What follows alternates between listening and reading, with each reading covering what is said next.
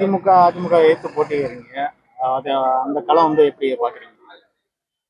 பெருமையா தான் பாக்குறேன். ஏன்னா பணபலம் நிறைந்தவர்களுக்கு மத்தியில ஒரு பெண் வேட்பாளரா நான் அம்மா என்ன நிக்க வச்சிருக்காங்க.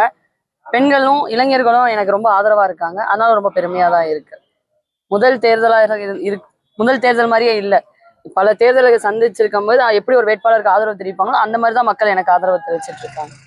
தொடர்ந்து நீங்க பிரச்சாரம் போய்க்கிறீங்களா? மக்கள் உங்ககிட்ட என்னென்ன கோரிக்கை வைக்கிறாங்க? குடிநீர் பிரச்சனை சொல்றாங்க. நிறைய ஊர்ல இன்னும் அங்கன்வாடி இல்ல, பால்வாடி இல்ல அப்படின்னு சொல்லிட்டு இருக்காங்க. இப்ப குவாரி பிரச்சனை கூட இன்னமும் ஆர்ப்பாட்டம் நடந்துகிட்டு தான் இருக்கு. இங்க சென்னம்பட்டியில கோழிக்கழிவு தொழிற்சாலை அந்த போராட்டங்களும் இன்னும் நடந்துகிட்டு தான் இருக்கு. என்னோட ஆதரவு கொடுத்துக்கிட்டு தான் இருக்கேன். இது எல்லாமே பிரச்சனை தான், குறைகளா தான் சொல்லிக்கிட்டு இருக்காங்க. தேர்தலில் உங்களுக்கு வெற்றி வாய்ப்பு எந்த அளவுக்கு இருக்கு?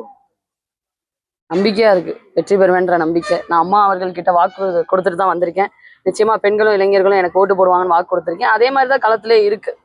நான் அதான் சொன்னேனே, நான் ஓட்டு கேட்கறதுக்கு முன்னாடி அவங்க உனக்கு தான் ஓட்டு கொடுப்போன்னு சத்தியம் பண்ணி கொடுக்குறாங்க. அந்த அளவுக்கு தான் இருக்கு. அதே போல என்னதான் 2009 ஃபார்முலா இந்த தடவையும் செயல்படுக்கு வந்தாலும் ஆல்ரெடி நிறைய டோக்கன்லாம் கொடுத்துட்டு இருக்காங்கன்னு சொல்லி கேள்விப்பட்டோம். அதெல்லாம் கொடுத்தா கூட இந்த தடவை பணத்தை வாங்கி வச்சுக்கிட்டு, ஏன்னா அவங்களோட பணத்தை தான் மக்கள்கிட்ட கொடுக்குறாங்க. அதை வாங்கி வச்சாலும் புது மாற்றத்துக்காக இந்த தடவை தென்னந்தோப்பு சின்னத்துல மக்கள் ஓட்டு போடுவாங்க.